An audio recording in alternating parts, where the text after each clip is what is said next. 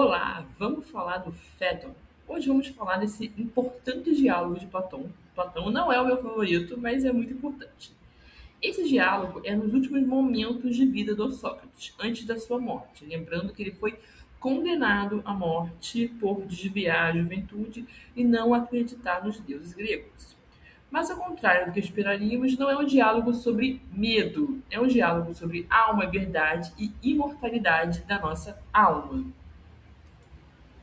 Prazer e dor. O Sócrates começa com uma observação simples, mas profunda. Prazer e dor estão ligados, eles são muito semelhantes. Você não experimenta um sem estar de alguma forma próximo ao outro. Então, a dor está muito ligada ao prazer. Você não experimenta o prazer sem estar próximo da dor. Isso mostra que o mundo do corpo é instável, contraditório perfeito, né? Então, esse mundo do nosso corpo, ele tem essas contradições, ele é imperfeito, ele sempre pode mudar, cair, você sempre pode sofrer ali por causa do mundo do corpo. Filosofar é aprender a morrer. O Sócrates afirma que o verdadeiro filósofo se prepara para a morte. O verdadeiro filósofo não teme a morte. Ele teme não saber a verdade. Ele teme morrer sem saber a verdade. Isso o filósofo teme. Sem descobrir a essência da verdade, sem descobrir a essência das coisas desse mundo, sem entender esse mundo como ele é feito e o outro mundo. Isso o filósofo teme. Agora, morrer, perder o corpo ali da morte, né, a morte do corpo, ele não teme. Talvez o filósofo teme a morte da alma, né? Mas aí vamos mais adiante. Não no sentido de desejar morrer, mas de se afastar do domínio do corpo. Então, não é que o filósofo deseja morrer, quer morrer, tem esses sentimentos dentro dele. Só que ele quer se afastar do corpo, ele não se importa tanto ali com aquele corpo, né? Ele quer mais se aproximar da sua alma. O corpo ali como obstáculo. Lembrando sempre que uma visão do Sócrates, do Fedro, do Platão, é um conto que tem mais de 2.500 anos. Muitos filósofos já mudaram alguma coisa que vieram posterior a isso. Então, assim, essa questão aqui do corpo como obstáculo, já tivemos filósofos, principalmente filósofos cristãos, como Santo Agostinho, Santo Tomás, que não veem o corpo como obstáculo. Mas aqui nesse diálogo aqui de Sócrates tem isso. O corpo atrapalha o conhecimento. Para o Sócrates, o seu corpo atrapalha você a atingir o conhecimento. Lembrando sempre que é por Sócrates, pessoal, tá? Não quer dizer que é verdade isso. Isso aí é uma filosofia, não quer dizer que o Sócrates estava errado naquele momento, ele estava descobrindo isso. E a filosofia é feita assim: novos filósofos vão lendo filósofos antigos e vão construindo a filosofia através desse conhecimento dos antigos e você com seus novos conhecimentos. Os sentidos enganam, os desejos distraem, o prazer prende e a dor perturba. Eu diria que tudo isso aqui realmente afeta um pouco você descobrir conhecimento. O corpo, a dor, o prazer, ele é muito sensitivo. Sensitivo. Então você sente muito mais com o corpo. E sim, todas essas sensações corporais, pode atrapalhar sim a aquisição do conhecimento. Mas para mim elas fazem parte do conhecimento também. Você conhece através também de sensações, né?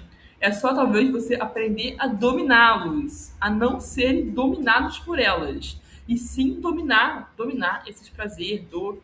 Você está no comando, né? Você seria, tem até uma associação, uma analogia dessa questão, né? Que é a alma que domina o corpo.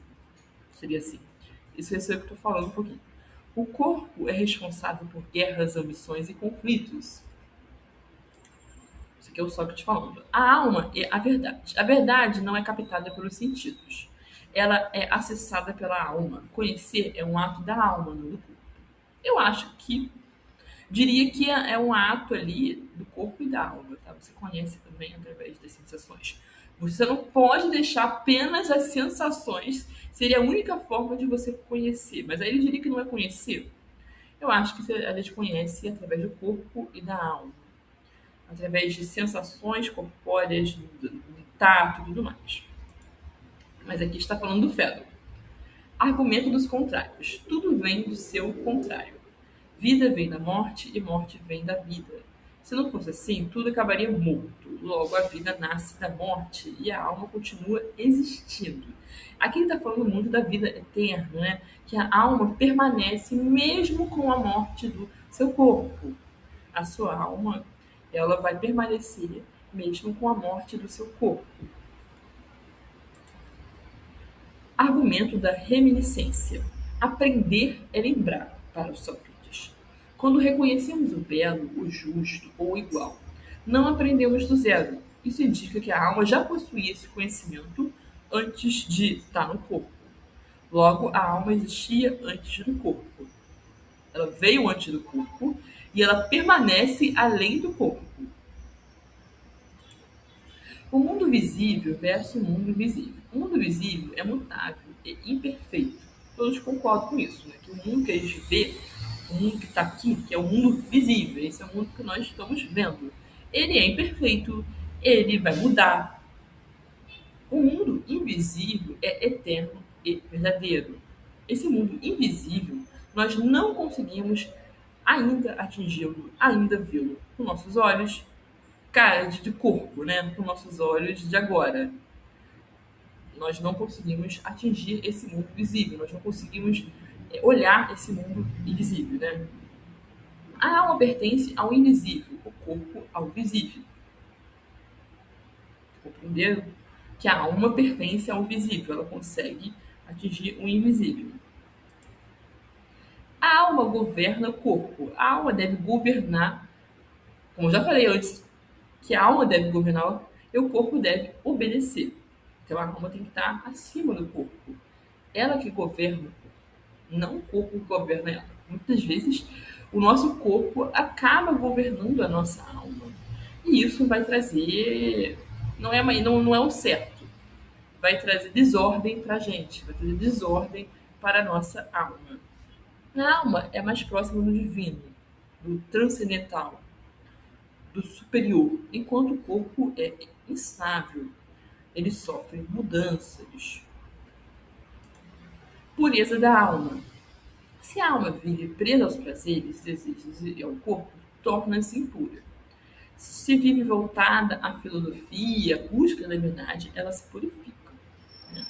Lembrando sempre que é uma visão aqui do Sócrates, lá nesse diálogo aqui do Fédon, né? Que essa alma ligada, presa aos prazeres, desejos e ao corpo se torna impura. Né? Mas, assim, tudo isso, todas as coisas ligadas ao corpo, são importantes para a nossa alma também. Eles só não podem estar em desordem, né? Desordenados e tudo mais, mas são importantes sim. A gente é corpo e alma, sempre. E o destino das almas? As almas puras se libertam do corpo, aqui tá falando. Almas impuras permanecem presas. Aparece aqui a ideia de reencarnação. Lembrando que é um conto aqui do Sócrates. Não quer dizer que essas ideias não tiveram novas abordagens de filósofos que vieram posterior ao Sócrates. Crítica. Esse é um ponto controverso. Nem todos concordam, como eu falei. Filósofos como Aristóteles, que foi discípulo de Platão, e Agostinho desenvolveram visões diferentes sobre as almas. E eu particularmente gosto mais dessas visões de Aristóteles e principalmente de Santo Agostinho e Santo Tomás. Perigo de odiar a razão, né? De odiar o corpo. Como eu sempre falo, eu não gosto dessa visão. Para mim, sim, o corpo é muito importante. Ele não é impuro. As sensações deles não são impuras. Não devemos odiar os argumentos. Muitas pessoas se decepcionam com ideias e passam a rejeitar a razão. A razão não é problemática. O corpo não é problemático também. O problema não é a razão, mas o mau uso dela. Igual o mau uso do corpo. O problema não é o corpo, é o mau uso do corpo, né? A alma não é harmonia. Alguns dizem que a alma é uma harmonia do corpo. Sócrates rejeita isso. A alma resiste, domina e escolhe. Logo, não pode ser apenas o resultado do corpo. Tudo bem?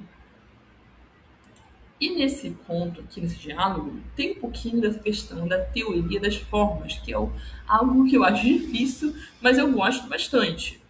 Tudo que existe participa de formas. O belo participa da beleza, o bom participa do bem. As formas são eternas e constituem a verdadeira realidade. E eles vai vendo ao longo de diálogos de Platão que nós não conseguimos cognitir, né, ter a noção das formas aqui. Tudo bem? Você não consegue saber da forma do belo, da forma do bem. A gente não consegue, com a nossa inteligência, descobrir isso. A alma é imortal. A alma participa da vida. Aquilo que participa essencialmente da vida não pode admitir a morte. Logo, a alma é imortal. Né? Porque a alma, para eles ali, se você participa da vida, daqui, você não pode ali a tua alma morrer, acabar, não existir mais. Uma vez que a alma existe, ela sempre vai existir porque ela é imortal. Lembra sempre a questão do corpo para ele, o corpo muda, então o corpo pode mudar de vivo para morto, mas a alma não. É mais ou menos isso que ele está falando. E como foi ali a morte de Sócrates? Né? O diálogo termina com a morte de Sócrates. Ele foi condenado, mas como eu falei, ele não se importa muito com isso, da condenação, do fim da vida dele corpórea, né? Porque ele sabe que a alma dele está imortal. E a alma dele descobriu a verdade. Então, para ele, o que mais importa é isso. Não é uma morte trágica, mas serena. Ele aceita, confia, permanece coerente aos seus princípios. A verdade. Apesar da profundidade do diálogo, nem tudo é consenso, como a gente está falando aqui da reencarnação e tudo mais. A ideia de reencarnação pode ser questionada. A filosofia posterior desenvolve caminhos diferentes. Filosofia é dialogar, refletir e buscar a verdade. Isso que é filosofia.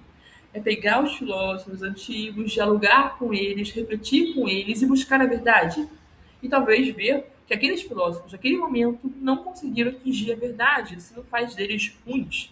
Só faz que a filosofia é um caminho mesmo. Conclusão: Fedro não é apenas sobre a morte, é sobre como devemos viver. Se a alma é superior, a verdade não está nos sentidos.